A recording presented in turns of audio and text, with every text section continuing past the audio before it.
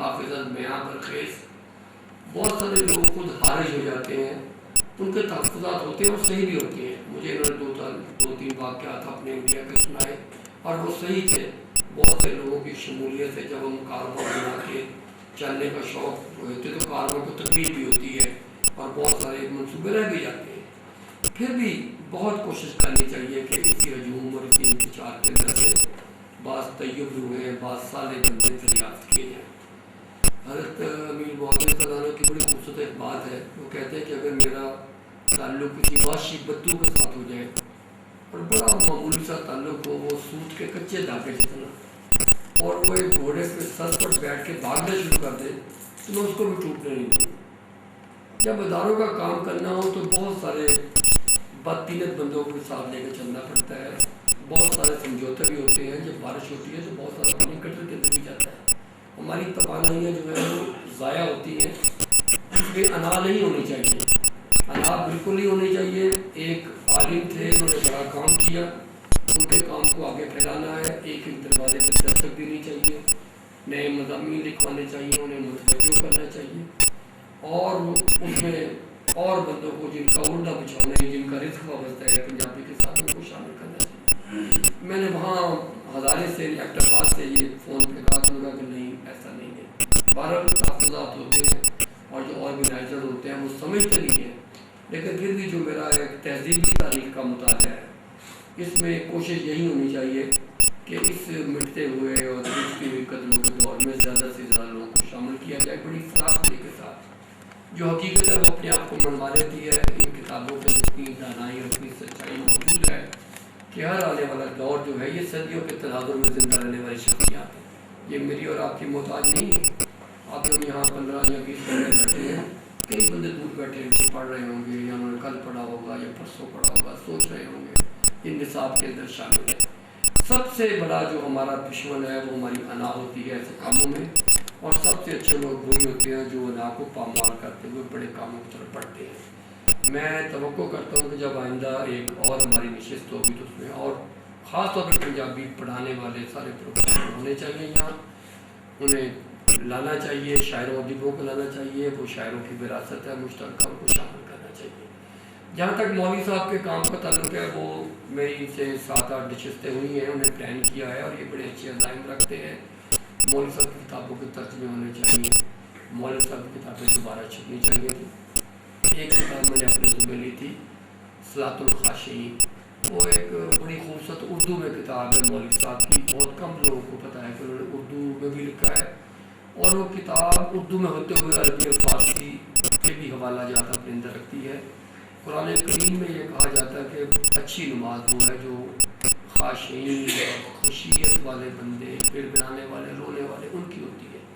اس موضوع پہ مولانا صاحب کی ایک کتاب ہے. ڈاکٹر باقر مرحوم نے اپنے زمانے میں جب وہ پنجابی ادبی اکیڈمی چلا رہے تھے لاہور سے، تو انہوں نے ان کا قلمی نسخہ ان کے ہاتھ سے جو لکھا گیا تو اس کو بین ہی شائع کر دیا تھا، کیونکہ ان کے وسائل بھی نہیں تھے، نہ اس کا وہ اور طرح ہو سکتا تھا کتابت کروانے میں دقتیں ہیں، اس کی پروف نہیں ہوتی ساری. تو وہ اتفاق سے تقریباً 50 سال پہلے کا نسخہ وہ دستیاب ہوا تھا. انہوں نے مرمت فرمایا تھا. میں اس کی دوبارہ اس کی جدید زبان میں اس کی کمپوزنگ کی ہے، کروائی ہے، اور اس کے دیباچے کے ساتھ انشاءاللہ اس کو شائع کیا جائے گا. تو مولانا صاحب کی جتنی بھی کتابیں ہیں وہ شائع ہونی چاہیے، نمبر 1. نمبر 2، ان کے کلام کے منتخبات الگ شائع ہونے چاہیے. نمبر 3، ان میں سے جو اچھے پوٹینشیل پیس آف لٹریچر ہیں ان کو گائیکی کی زبان میں لانا چاہیے، چاہے خود بھی خرچ کرنا پڑے، کوئی ایسی بات نہیں ہے. یہ ایک صدقہ جاریہ ہے. اچھے پیس ان کے حمد کے، نعت کے 5-5 6 6 جو آج بچے نے بھی پڑھے ہیں، ان کو اچھی آوازوں میں ریکارڈ کرنا چاہیے.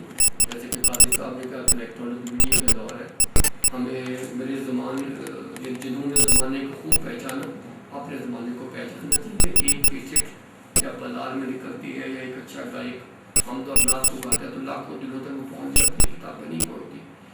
اس کے لیے ایک تھوڑی سی ایک منصوبہ بندی کی ضرورت ہے، اور اس کے لیے فنڈنگ کی بھی ضرورت ہے، اور اس میں صوبائی اور مرکزی حکومتیں ان کے آئین کے اندر شامل ہیں اور توجہ دلائیں تو ہو بھی سکتے ہیں. کوئی ایسی بات نہیں. اللہ تعالیٰ اپنے دین کا کام بعض اوقات فاسق و فاجر بندوں سے بھی لے لیتا ہے. یہ جو اربوں روپے کما رہے ہیں اور جمع کروا رہے ہیں باہر کے بینکوں میں، ان کے کے لیے بعض وقت 2,000-10-12 لاکھ روپے ویسے ہی دینا ڈالنے کے لیے، اس لیے اچھا ہوتا ہے کہ اتنے عرصہ جتنا عرصہ وہ انکار کر رہے ہیں وہ اور بہتر کام کر لیتے ہیں۔ یہ بل گیٹ کے بارے میں اگر اس کا $100 کا نوٹ گرتا تھا تو اٹھاتا نہیں تھا کہ جتنی دیر مجھے اٹھانے میں لگے گی نوٹ کے وقت میں زیادہ کما لوں، ان کے پیسے اس طرح ہوتے ہیں کہ وہ زیادہ کماتے ہیں۔ تو یہ جو فیصل آباد کارپوریشن ہے، اس کے سالانہ بجٹ کے اندر بھی ایک رقم ہوتی ہے، اگرچہ رقم ادیب کو شاعروں کو اس طرح ملتی ہے لیکن موجود ہوتی ہے بغیر، اور اگر اس تک رسائی کی جائے تو 5-10-12 لاکھ کی فنڈنگ ہو سکتی ہے اس میں بھی، صوبائی حکومت کے پاس بھی ہوتی ہے، مرکزی حکومت کے پاس بھی ہوتی ہے، اور یہ کسی سے خیرات نہیں ہے نا، اس زمین کے وسائل ہیں، اس زمین کے لوگوں کے لیے۔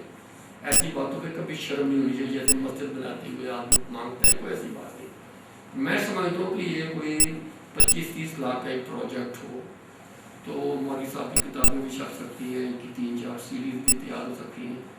بہرحال یہ ایک انتظامی امور ہے، بہتر طور پر سمجھتے ہیں سعادہ صاحب، اور جب بھی مجھے ملے میں نے انہیں لائنس پہ انہیں خطوط پہ میں نے بات کی ہے۔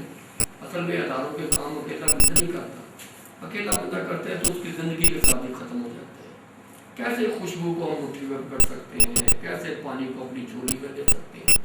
یہ جو 70-80 سال سے دنوں میں جو شعر راج کر رہے ہیں، سلطان باؤ ہوئے، یہ ہوئے، سیف الگروپ والے ہوئے، ایک آدمی کیسے یہ کام کر سکتا ہے؟ ہمیں یہ چاہیے کہ لوگوں کے تمام تصورات جو ہمیں ملتے ہیں وہ جمع کریں ان کے بارے میں، ان کو دوبارہ دریافت کریں، نو دریافتی کے عمل سے گزرے۔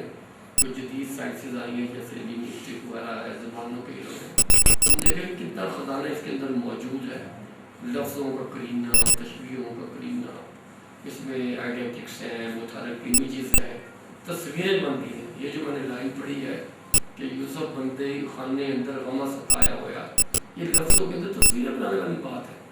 آپ 4000 سال پرانی جیل میں دیکھ لیں، اس میں ایک چھوٹا سا روزن ہوتا تھا، وہاں ایک بندہ ہے، پیغمبر ہے، جس کا باپ پیغمبر ہے، وہ کس طرح غموں کے اندر بیٹھا ہے، کیا اداسی کی تصویر جو چند لفظوں کے اندر آ گئی ہے۔ اب جدید جو حوالے ہیں ہمارے لٹریچر کو سمجھنے کے، ان کے ذریعے سے بات ہونی چاہیے۔ جو خالی تعریف ہوتی ہے وہ بھی اہم ہے، لیکن اس کے ساتھ بنیادیں اس کی مضبوط ہو جائیں تو وہ بہت اہم ہوتی ہیں۔ اب یہ جو مفتی صاحب نے شعر پڑھا تھا کہ عشق زندہ خطرہ بس نہیں، یہ بہت بڑی حقیقت ہے۔ یہ اللہ تعالیٰ جب نوازتا ہے تو پھر اس کے اندر کوئی لاجک نہیں ہوتی، کوئی ذات پات نہیں ہوتی، کوئی غربت نہیں ہوتی۔ اللہ نے جب نوازنا ہے تو بعد وقت گھر بیٹھے بہت بڑی چیزیں مل جاتی ہیں، اور بعد وقت ساری عمر لوگ لگے رہتے نہیں ملتی۔ اب یہ جو فلسفی ہے جسے کاسمک ریلیشن شپ اور یونیورس کہتے ہیں کائنات میں، یہی سوئی گیس جو ہے جو 1953 میں دریافت ہوئی ہے، یہ 10-12 لاکھ سال پہلے موجود تھی۔ وہ بچوں نے یوں ہی کیا سلائی گئی تھی، وہ آگے نکلتی تھی، وہ شولوں سے مزہ لیتے تھے، 2-4 لوگ جانے وہاں پہنچے، 1952 یا 53 میں آگ دریافت ہو گئی، موجود تو پہلے بھی تھی ساری۔ اسی طرح یہ ممکن ہے دائیں بائیں درختوں کے اندر کینسر کا علاج بھی ہو اور کوئی دریافت ہو۔ یہ پیٹرول بھی پہلے موجود تھا جو 100 سال پہلے آیا۔ ان کتابوں کے اندر وہ توانائی موجود ہے، اب وہ کس پہ ظہور کرتی ہے، کون کی سوچ اس کو دریافت کرتا ہے، یہ بہت بڑی بات ہے۔ بعض بات مسئلہ پڑھتے پڑھتے ایسا ایمانی سامنے آ جاتے ہیں، ایک بہت بڑی حقیقت، ایک بہت بڑا سبب مل جاتا ہے انسان کی زندگی کے اندر، ایک بہت بڑا ایک اس کا رویہ پختہ ہو جاتا ہے۔ ابھی ہمارے دوست نے ایک کمپوز لفظ خاص حیثیت میں بولا، وہ پورا ایک زمانے کا انتشار سمجھ کے سامنے آ گیا کہ اس انسان کو کیسے بیہیو کرنا چاہیے۔ تو بعض لمحے ایسے ہوتے ہیں جیسے موتی کے اندر نا پانی کے قطرے کے گوہر بننے کے ہوتے ہیں۔ اس طرح ان کتابوں کو جو ہم بار بار پڑھتے ہیں، حمد پڑھتے ہیں، نعت پڑھتے ہیں، ہماری زندگیاں بدلتی ہیں، ہماری زندگی کے اندر تبدیلی آتی ہے، اور یہ لفظ بھی ایک صادق جو قاری اس پہ اپنے آپ کو منتشر کرتے ہیں، ورنہ لفظ پردہ کر جاتے ہیں۔ قرآن کریم بھی جو ہے اگر ہم جہالت کے ساتھ پڑھیں تو اپنے معنویت نہیں کھوتے اس میں۔ جب ہم غور کرتے ہیں کہ اللہ تعالیٰ سے دانائی طلب کرتے ہیں تو بعض اوقات ایسی ایسی لائنیں ہمارے سامنے آ جاتی ہیں، میں حیران ہوں۔ میں اس کی چھوٹی سی مثال دیتا ہوں کہ سورہ شعراء ہے، جسے کم سے کم شاعروں کو ضرور پڑھنا چاہیے، کہ شاعروں کو لکھی گئی ہے، اس میں بہت سارے پیغمبروں کے احوال ہیں۔ آخری اس کے رکوع کے آخری حصے میں یہ ہے کہ شاعر لوگ جو ہیں وہ جو کہتے ہیں وہ کرتے نہیں، مختلف وادیوں میں سفر کرتے ہیں، اور یہ ان کے قول و فعل کے اندر تضاد ہے، اور قرآن کی بات ہے، صحیح بات ہے، اس طرح ہے۔ لیکن جب صحابہ کرام جو شاعر بھی تھے انہوں نے آپ سے فرمایا کہ یہ کیا ہوا، تو پھر کچھ دو تین اور استثنائی آیتیں بھی اس کے آگے آئیں کہ مگر ان لوگوں کے، ان شاعروں کے علاوہ جو اللہ پہ ایمان رکھتے ہیں، جو نیک کام کرتے ہیں اور جو کثرت کے ساتھ اللہ کا ذکر کرتے ہیں۔ اس کے بعد چھوٹے سے دو لفظ ہے، من تصر من بعد ما ظلم، کہ جب ان پہ ظلم ہوتا ہے تو اس کا بدلہ لیتے ہیں۔ یہ بات مجھ پہ واضح ہوا اور میں قرآن کریم کا ایک نص قطعی سمجھتا ہوں کہ وہ ادیب ہی نہیں ہے کہ جو اس پہ ظلم ہوتا ہے اس کا بدلہ نہیں لیتا۔ میں نے یہ بات پہلے اپنے علماء کرام سے نہیں سنی، لیکن میرے اندر یہ آتا ہے، میرے اندر ظہور ہوا اس دانائی کا، اس سچائی کا ایک خط میں پڑھتے ہوئے کہ یہ شاعر کی، اہل علم کی، دانشور کی ایک قرآنی ذمہ داری ہے، قرآنی ذمہ داری کہ وہ جس سطح پہ بھی ظلم کا مقابلہ کر سکتا ہے۔ من تصر من بعد ما ظلم، جب ان پہ ظلم ہوتا ہے ان کا بدلہ لیا جاتا ہے۔ میں نے کئی علماء کرام سے کہا کہ آپ سے کیوں بات نہیں کرتے، وہ بات نہیں کرتے، یہ صدیوں سے 1400 سال سے یہ آیت یہاں موجود ہے، تفصیلیں آپ دیکھیں۔ میں سمجھتا ہوں کہ اگر آپ کے ساتھ ظلم ہوتا ہے معاشرے میں، آپ کی تعلیم ہوتا ہے، اور خاص طور پہ وہ معاشرہ جہاں آپ کی تحریر پہ آتے دودھ والا کہتا ہے کہ یہ دودھ جو ہے یہ 50 روپے کلو ہے اور یہ 60 روپے کلو ہے، یہ ٹوٹ مرنے کا مقام ہے۔ ہم کس طرح، کس بے غیرتی اور کس بے عزتی کے ساتھ زندہ رہے ہیں کہ ہمارے سامنے وہ 2 ڈبے رکھتا ہے صبح کہ یہ آپ کو میں اس قیمت پہ دوں گا، یہ اس قیمت پہ۔ حضرت شعیب جن کی قوم کے اوپر بڑا عذاب نازل ہوا، انہوں نے کتنا غلط تولیا ہوگا، اس زمانے میں کیا ہوگا، پیاز ہوگا، اس زمانے میں کیا یہ آلو وغیرہ ہوں گے، کیا چیزیں ہوں گی۔ اب جب آپ کی دوائیوں کے اندر ملاوٹ ہو رہی ہے، جہاں کسی اور چیزوں کے اندر، پورا معاشرہ جو ہے وہ ایک خیر کا انقلاب چاہتا ہے، بولنے کی حد تک، عمل کی حد تک، اور کم سے کم اپنے دل میں محسوس کرنے کی حد تک، جو ہمیں اس دانائی کی طرف توجہ دلاتی ہے۔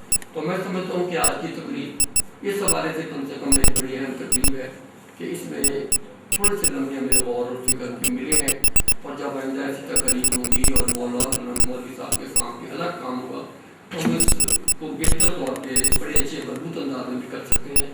کم سے کم یہ کتاب جو ہے پڑھنی چاہیے۔ صاحبزاد صاحب نے مضبوط کر دیا ان کی زندگی کو۔ آج تو پڑھنے والے پڑھتے تو ہیں لیکن یہ پتہ نہیں مولوی صاحب کون تھے، کہاں کیا ہے، خاندان کیا تھا، تو یہ ان کے سوانحی پہلو کو بھی لیے ہوئے ہے۔ اور حوالہ جات کی کتاب ہے، جیسے مفتی صاحب نے فرمایا کہ اس میں ایک ہمیں اتھینٹسٹی ملتی ہے، اس کے اندر ایک وقار ہے کتاب کے اندر، ان کے اندر تاریخیں بھی اور باقی پہلو بھی۔ اللہ تعالیٰ سے 2 دعائیں ہیں میری صاحبزاد صاحب کے لیے۔ پہلی دعا ہے کہ اللہ میاں ان کی اناج جو ہے جس طرح کی بھی ہے اسے ختم کرے، ان کے اندر ملائمت پیدا کرے، ان کو یہ کسی ایسے روحانی تجربے سے گزرے کہ بالکل بھی بدل جائیں۔ اور دوسری بات ہے کہ اللہ میرے لمبی زندگی دے، یہ بہت کام کرے اور ہم دونوں کو کھینچ کے اکٹھا کرے۔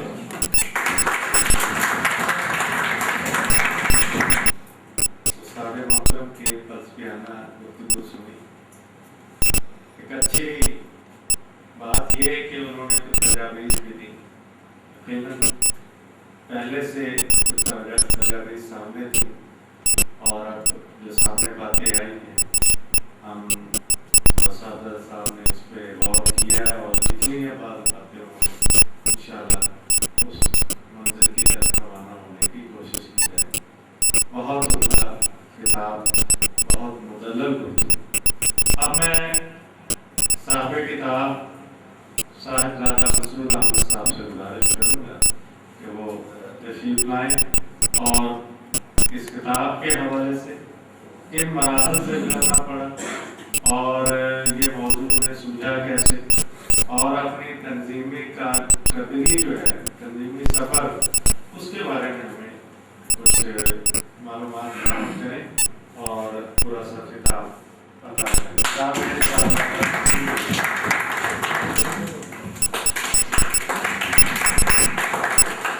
اعوذ باللہ من الشیطان الرجیم، بسم اللہ الرحمن الرحیم، رب اشرح لی صدری ویسر لی امری واحلل عقدۃ من لسانی یفقهوا قولی۔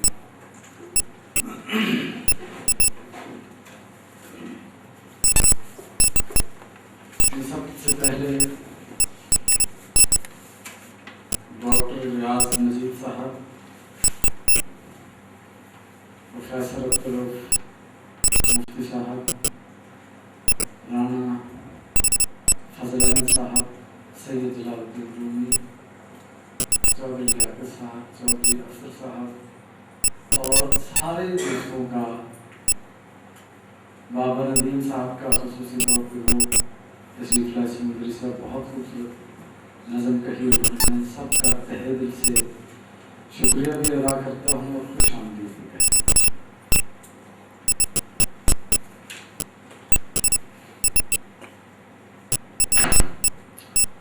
चूँकि आज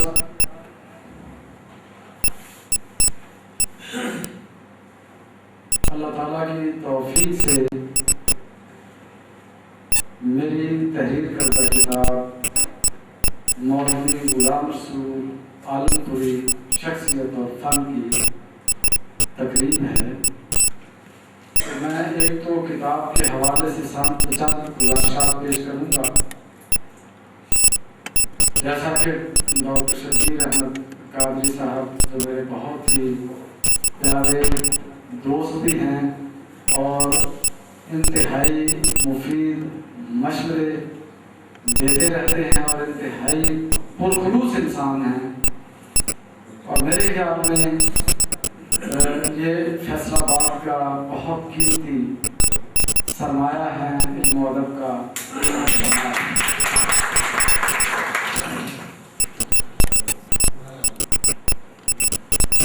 मैंने सारी बातें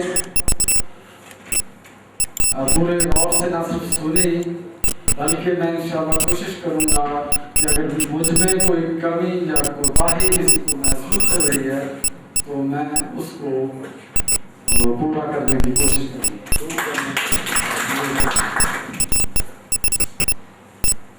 लेकिन इस ज़िमन में एक बात करता चलूँगा कि मैं हमेशा ये कहता हूँ कि गो के इसका बानी सदर तो खुदा के फजल करम से मैं हूँ, लेकिन आप यकीन करें कि मैं इंतहाई खुलूस दिल के साथ ये मेरी कोशिश रही है कि इदारे मजबूत होने चाहिए, बंदे मजबूत नहीं होने चाहिए। इस हवाले से मैंने इंतहाई कोशिश की कि कोई बंदा ऐसा मिल जाए जिसको मैं सदर बना दूँ, लेकिन ये भी उसने इत्तफाक है कि कोई ऐसा बंदा मुझे नहीं मिल सका कि जो सारे सिलसिले को लेके चल सकता।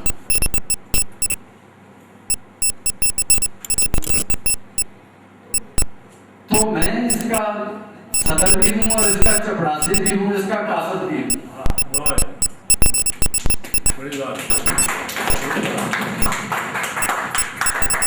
और मैं सब दोस्तों का मशहूर हूँ कि कम से कम मुझे अच्छे मशवरे देते हैं, लेकिन यकीनन वो लोग इस बात से गाफिल नहीं हैं, वो इसको अच्छी तरह जानते होंगे जिन दोस्त अहबाब ने तंजीमें चलाई हैं कि तंजीमें चलाना कितना मुश्किल काम।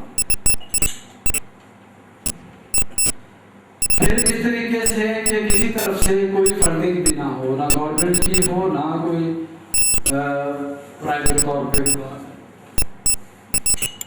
यकीनन डॉक्टर साहब की बातें बहुत ही कीमती हैं, मेरे दिल में इनके लिए बहुत मोहब्बत भी है, और ये यकीनन उस दर्दमंदी से सारी बातें कर रहे हैं। और मैं फिर भी कोशिश करूंगा कि मैं उस कोताही को दूर कर सकूं अगर जो इनको नजर आई है मुझ में। आप यकीन कीजिए, मैं मौलवी साहब का एक शेर पढ़ता रहता हूँ कि जोरो जोर शहूर तेरे दिया मैवल चपका पहिया, जो जो मैं थी सिफता मेरिया फानी हुंदियां गईयां, चुकदियां आईयां तेरियां रागां पैरों पैर अगां, जो जो मैं इस मैं कहती थी हटती गई पछान। तो जब मैं इसको पढ़ता हूँ तो फिर मुझ में अना तो हो नहीं सकती, लेकिन अगर कोई मसला नजर आता है तो मेरे ख्याल में वो ये है कि कोऑर्डिनेशन का मसला है। मेरी दिली ख्वाहिश में मैं आपके सामने कहता हूँ कोई एक बंदा मुझे खुदा का ऐसा मिले कि जो ये सारे स्ट्रक्चर को लेके साथ चल सकता हो, तो मैं बिल्कुल एक अदना कारकुन, ओहदा भी कोई नहीं होगा, अदना कारकुन के साथ यही तवानाइयां उसके साथ सर्व करने के लिए तैयार है।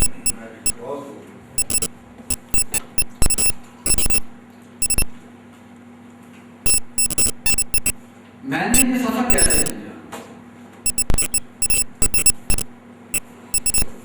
ये रात 1990 की बात है कि जब मुझे अल्लाह ताला के फजल एहसान से मुझे ये ख्याल आया तो मैंने सब कुछ छोड़ छाड़ के ये काम शुरू किया। अब अल्लाह ताला का शुक्र, मैं बिल्कुल मुख्तसर न कर रहा हूँ, सारे चीज़ों को समेट रहा हूँ कि किस तरीके से मैंने ये सारे मामलात को आगे बढ़ाया और बढ़ा रहा हूँ। मैंने अपना ज़ाती प्लॉट बेच के भी तंजीम पे लगा।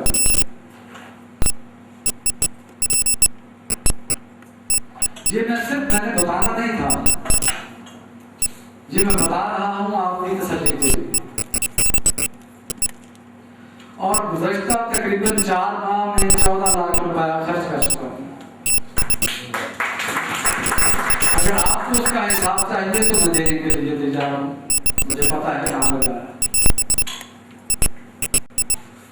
तो कहने का मतलब है कि काम करने के लिए बहुत दुश्वारियां होती हैं। आप तंजीमों में रहे हैं, तंजीमों में काम किया है, आपको पता होगा कि तंजीमें कैसे चलती हैं। मैं एक बार हिंदुस्तान जाता हूं तो 1.5 से 2 लाख रुपया लगता है। बाद लोगों के ज़हन में है तो इंडिया तो है ना, आप या तो बेकारियों की तरह जाएं या फिर अपनी इज्जत नफ्स को मजरू ना होने दें, 2 तरीके। जब भेड़ बकरियों की तरह जाए तो जैसे आपको कोई हाम के जहां सुला ले आप सो जाएं, और वो पंजाबी में कहते हैं फिर नलके गेट के अपने नहानू रहो, जाते हैं जहां से बहुत से लोग इस तरह। तो अल्लाह ताला का शुक्र एहसान है कि मुझे इस बात का एहसास होता है कि कम से कम मेरी निस्बत है मौलवी साहब। तो इस हवाले से मैं किसी चीज को गिरने ना दूं, उसमें मेरी अना नहीं होती, ये आप सबकी अना का मसला होता है कि मैं कोई ऐसा काम ना करूं तो जो हमारे लिए शर्मिंदगी का बायस हो।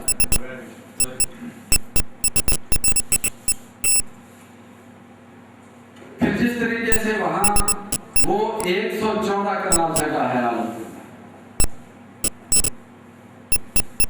ये तकरीबन 12-13 एकड़ बनते हैं, और हमारे पैसे आप 1 लाख रुपया लेके जाए वो 50,000 रह जाता है। वहां पे आधा फर्क है करेंसी का। अब आप 2 लाख से अगर 5 लाख लेके जाएंगे 2.5 लाख रह गया, तो क्या बिल्डिंग बनाएंगे वहां पे? उसमें आपके अखराजात भी हैं, होटल में अगर ठहरेंगे उसके। मैं पिछली बार मैं और मेरा बेटा गए थे तो हमने एक दिन का हिसाब देखा और बड़ी किफायत शादी के साथ वो अखराजात किए। इसके बावजूद तकरीबन 7 लाख रुपया खर्च हुआ। और अभी हम एक तहसील में थे, तहसील और क्रिश्चियन हैं और एक मुसलमान है।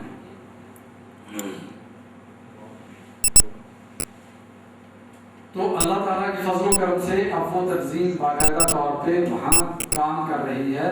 वो मौलवी साहब की किताबों के तराजम हिंदी जुबान में कर रहे हैं और गुरमुखी जुबान में आप के कलाम के तराजम बहुत साल पहले हो चुके हैं जो मैं साथ ले दिया।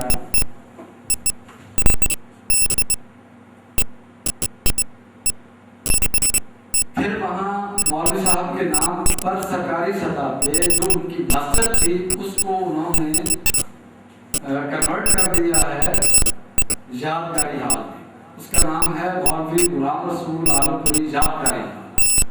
और अब ताज़ा तरीन वहाँ का जो भाषा विभाग है जिसको लैंग्वेज एंड लिटरेचर कहते हैं, उन्होंने मौलवी साहब के नाम पर एक लाइब्रेरी भी आलमपुर में कायम कर दी है। और अभी मैं गया था तो वहाँ उन्होंने जो ग्रांट मंजूर हुई है किताबों के लिए वो इंडियन को 1.5 लाख रुपया है।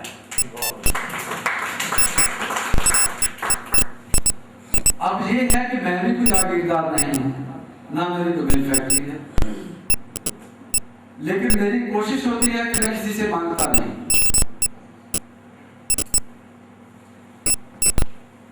جہاں تک ذاتی مجھ سے ہو سکتا ہے وہ کرتا ہوں۔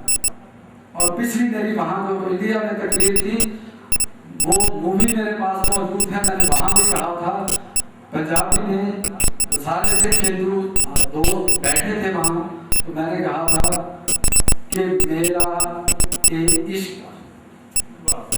جب تک میری جان میرے ساتھ ساتھ میں ایک کرتے ہی رہنا۔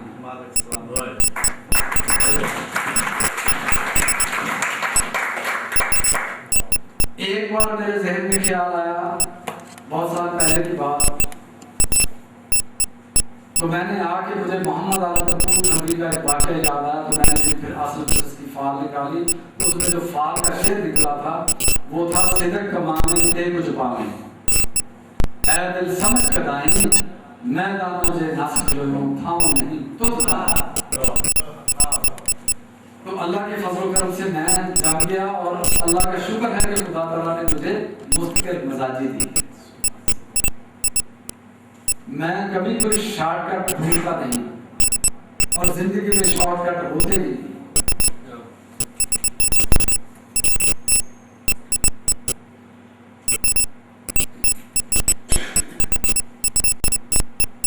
یہ جو موجودہ کتاب ہے یہ اکیڈمی آف لیٹر کے جو چیئرمین فخر زمان صاحب تھے،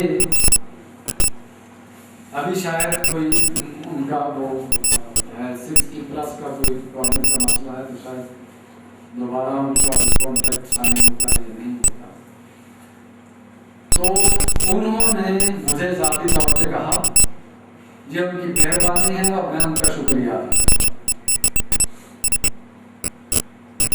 میرا ایک ذاتی تعلق ان کے ساتھ ہے۔ انہوں نے کہا کہ آپ کتاب تیار کریں، اور ساتھ میں ایک اور بات عرض کر دوں کہ میں نے ان سے ایک گزارش کی تھی، ڈاکٹر صاحب نے بھی، میں ان کا بھی شکریہ ادا کرتا ہوں ڈاکٹر ریاض مجید صاحب کا، انہوں نے مجھے کہا کہ مولوی صاحب کے نام پر فیصل آباد یونیورسٹی میں، چاہے جس یونیورسٹی میں ہو یا ایگریکلچر یونیورسٹی میں ہو، ایک چیئر ہونی چاہیے ان کے نام کی۔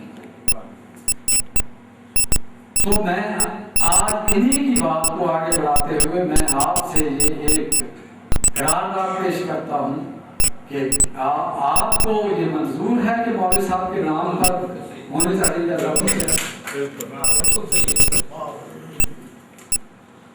تو انشاءاللہ ہم اس کے لیے کام کریں گے۔ دوسری بات کہ میں نے اکادمی اصلیات سے کہا تو فخر زمان صاحب نے ایک پرپوزل بنا کے CDA کو بھیجی کہ اسلام آباد میں مولوی صاحب کے نام پر ایک سڑک ہونی چاہیے۔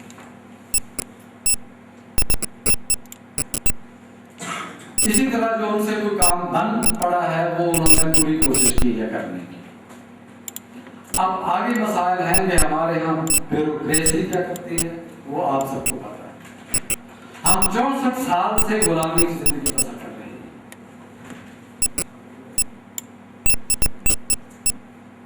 لیکن اب کم از کم مجھ سے یہ غلامی نہیں ہوگی۔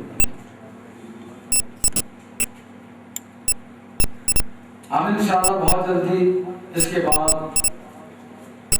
انہی سردیوں میں ایک انٹرنیشنل بین الاقوامی کانفرنس مولوی صاحب کر رہے ہیں لاہور میں، جس کے لیے سارا ہم ورک ہو چکا ہے،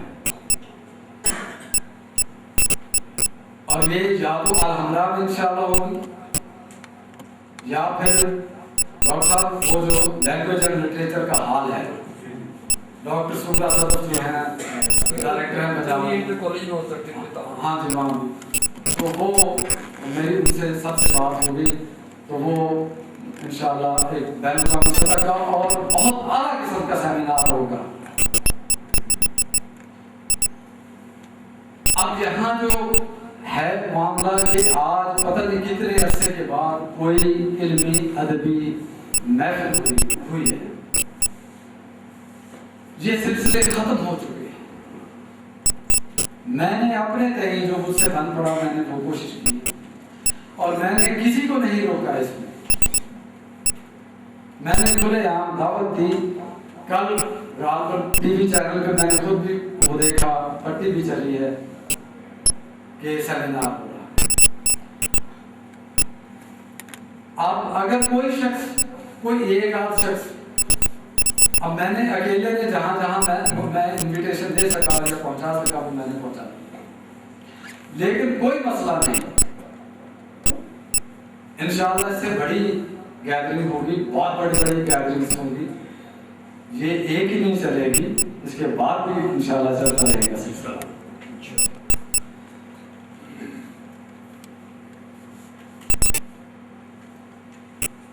जहां तक डॉक्टर शबीर अहमद कादरी साहब ने आपको बताया कि कुछ लोगों ने या प्रोफेसर मुफ्ती साहब ने कि किसी ने कहा कि वो वहां पे गए।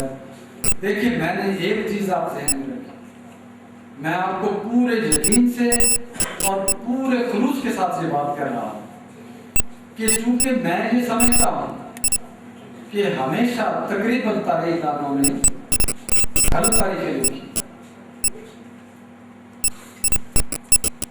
तो जब तारीखदानों ने ऐसा किया और मैं उनको बुरा समझता हूं बहुत सारे तारीखदानों को, तो फिर मैं वो गलत काम क्यों करता? तो मैंने जोशे अकीदत में ना तो मौलवी साहब की कोई बात को बढ़ाया है ना किसी को कम किया है।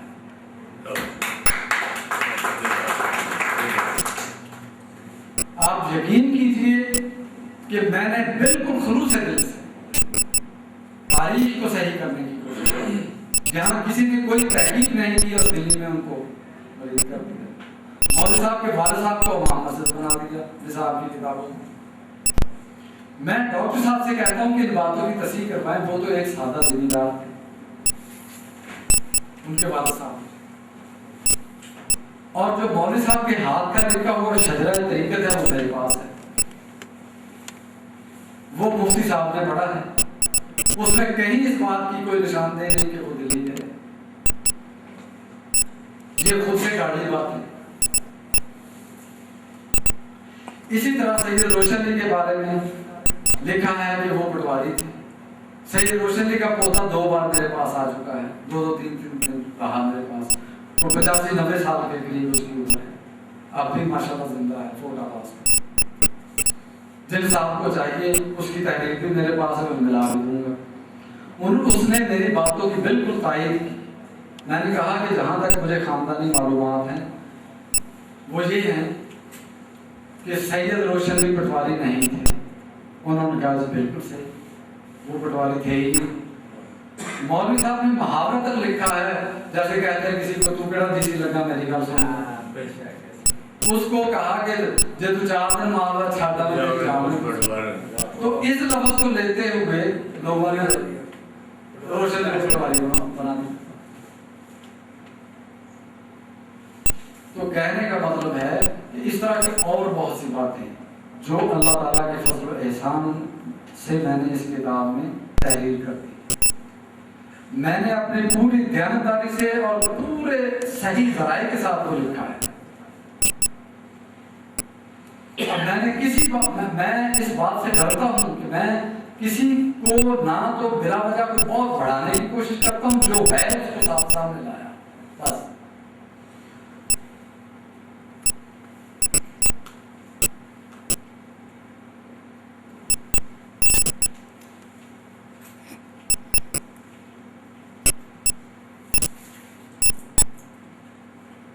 और उसमें जो जिस दौर में मौलवी साहब ने आंख खोली है, आपको पता है कि वो दौर अंग्रेज की हुक्मरानी का दौर था।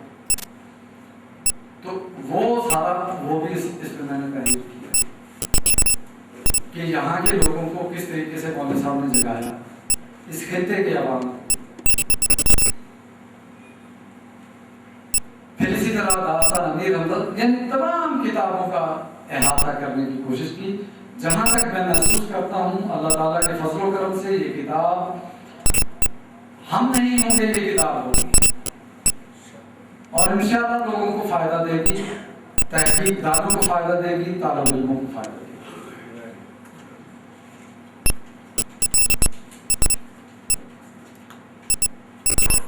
دوسری بات، میں شکر گزار ہوں ڈاکٹر صاحب کا کہ یہ تشریف لائے میرے پاس، اور معرب الخاشعین مولوی صاحب کی نثر میں اردو کتاب ہے، تو وہ ذمہ داری انہوں نے بھی اس کو شائع کرنی اور یہ اس کو کمپوز کروا چکے.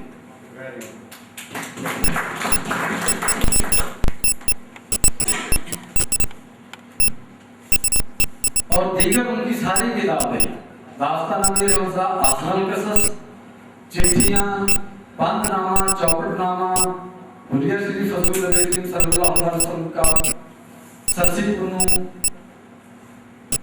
اور دیگر کتابیں ان کی، روح الترتیل، یہ ساری اللہ تعالیٰ کے فضل و کرم سے کمپوز ہو چکی ہے.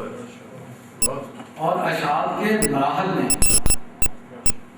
آپ ذرا اندازہ کریں کہ اس سارے کام کو مجھے پتا ہے کہ میں کہاں کہاں فون کرتا ہوں اور کون ٹائم دے کے نہیں آتا.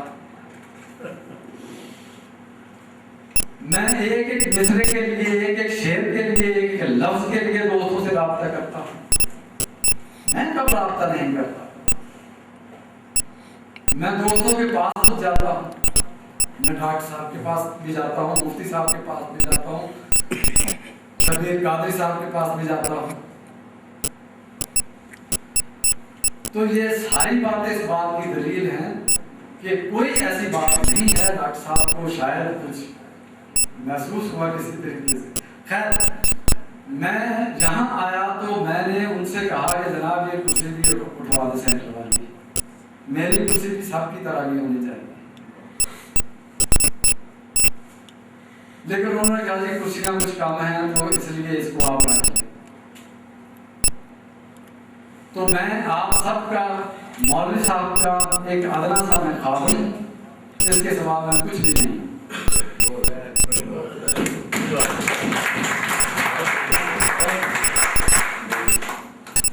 مولوی صاحب نے ایک بڑی جدید بات کی کہ حمد سے پہلے حمد کی تعریف کی ہے. یہ کسی نے بھی نہیں کیا. آپ فرماتے ہیں کہ عشق بنا اخلاص نہلایا، رنگ دیا رنگ شروع، صدق صفادی آب ہوائیں پلے آتش خوشنو، بر کو بر ارادت ازلی نور رچایا ہویا، محفیت دے خمر تو ہو نشہ چڑھایا. یہ 8-10 اشعار چلتے ہیں جہاں وہ حمد کی تعریف بیان کر رہے ہیں کہ جو باری تعالیٰ کے لیے حمد ہو وہ کیسے کیا. پھر حمد شروع ہوتی ہے کہ عجز کمال خدا دے حمدوں، ہر زدہ اقراری، دم دم لکھ لکھ نور و حمدوں، تھیلے نہ شکر گزارے. تو گزارش ہے کہ اللہ تعالیٰ ہم سب کو کام کرنے کی توفیق دے. میں آپ کے ہر جگہ جہاں مجھے بلائیں گے میں جانے کے لیے تیار ہوں. مجھے اس میں قطعاً کسی قسم کی کوئی آر نہیں ہے. میری آپ سے یہ گزارش ہے، راؤ صاحب سے گزارش ہے، شبیر قادری صاحب سے، مفتی صاحب سے، کہ میرا صرف اس بات کے ساتھ ہے، میں کوئی پیسہ نہیں مانگتا آپ سے، کہ کم از کم ہم ہفتے میں ایک نشست کر دیں، ہم بہت سی کتابوں کو آگے لے کے چل سکتے. میں نہیں چاہتا کہ جس طرح پہلے اغراض سارے صوفی شعراء کی کتابوں میں ہیں وہ یہاں، تو اس لیے تھوڑا سا کام کمپوز ہو چکی ہیں، بلکہ پروف ریڈنگ کے مراحل سے بھی بہت سی کتابیں نکل چکی ہیں. چند غلطیاں جہاں مجھے محسوس ہوتی ہیں وہ میں نے روک رکھی ہے کہ یہ میں مشورہ کروں. تو حضور والا آخر میں 2-3 باتیں کروں گا.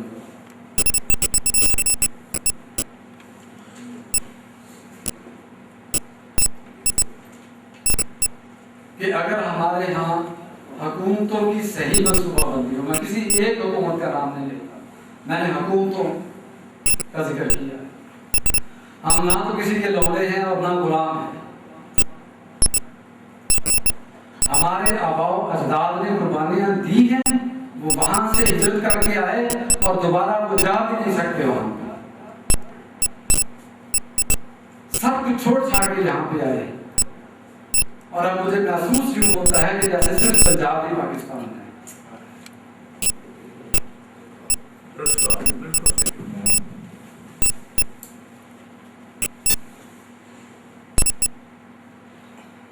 اگر اب بھی احساس نیروی میں دور نہ ہوا، اور اگر اب بھی غریب اور امیر کے بچے نے اس فرق کو واضح رکھا، تو پھر مجھے سمجھ نہیں آتی کہ پاکستان کا کیا ہوگا. لوگ کہتے ہیں پاکستان نے ہم کو سب دیا، ہم نے پاکستان کو کچھ نہیں، ہم نے سب کچھ دیا، ہمیں پاکستان نے کچھ نہیں دیا.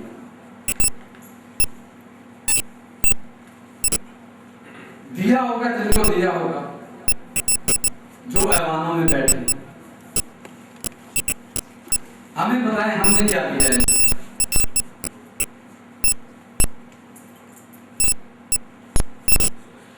یہ صرف آپ کو ڈراتے ہیں، کبھی اسلام کے نام پہ، کبھی پاکستان کے نام پہ، کبھی غربت کے نام پہ، اور کھاتے ہوئے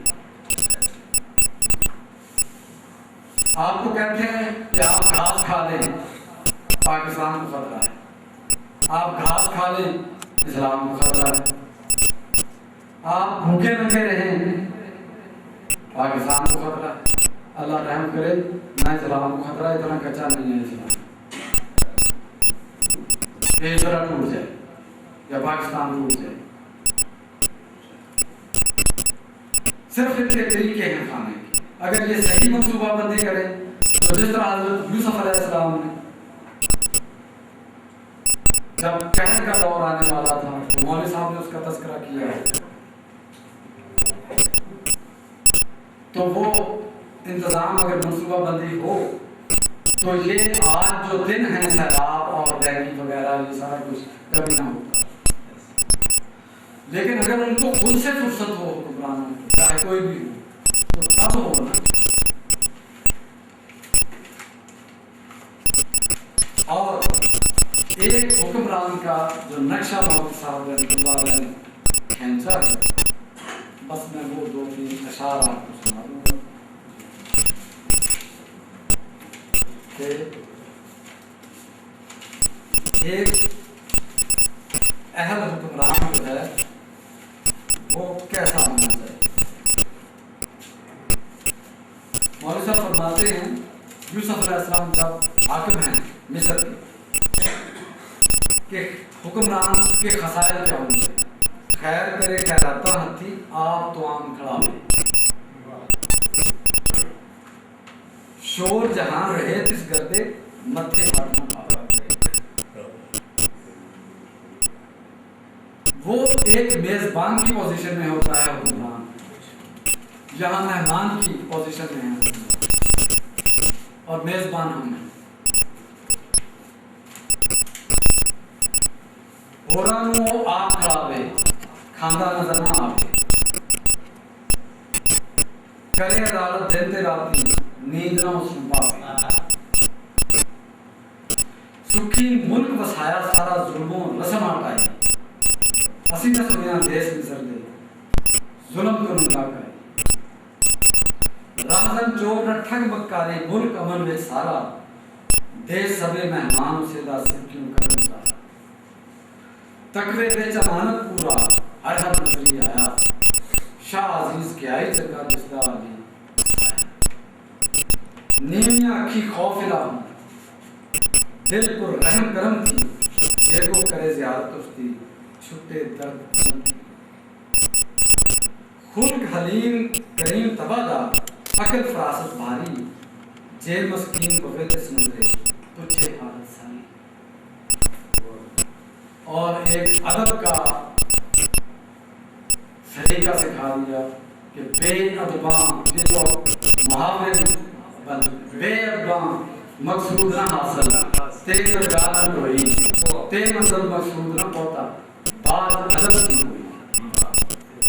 عشق جگہ پر اوکے کرنے मर्द होवे दुख वार चले दुख पावन वेले सुख रहे। मैं इन्हीं अल्फाज के साथ आप सब दोस्त अहबाब का तहे दिल से शुक्रिया अदा करता हूँ। मेरी जहाँ तक किसी को भी दोस्त को मेरी ज़रूरत हो, मैं आपके लिए हर कदम हर जगह हाजिर हूँ। और इंशाअल्लाह जब तक मेरी सांस बाकी है, मैं अल्लाह से डरता हूँ, किसी बंदे से नहीं डरता। तो मैं इंशाअल्लाह हर जगह आपके साथ।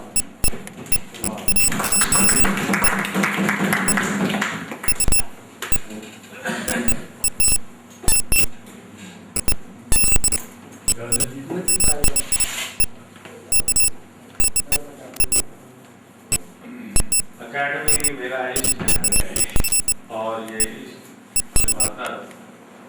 बड़ी अहम बातें थी जो सरदार साहब ने की। अल्लाह करे इनके पाए इस्तिक़लाल में गर्दिश ना आए और ये बड़ी इस्तिक़ामत और इस्तिक़लाल से ये फरीदा अंजाम देते हैं। अब सरदार साहब ने कहा है बहुत अहम कहा है जो बाकी अब आपने कहा। आप सबका बेहद शुक्रिया, आप तशरीफ लाए। इजाज़त दीजिए, चाय चाहे तो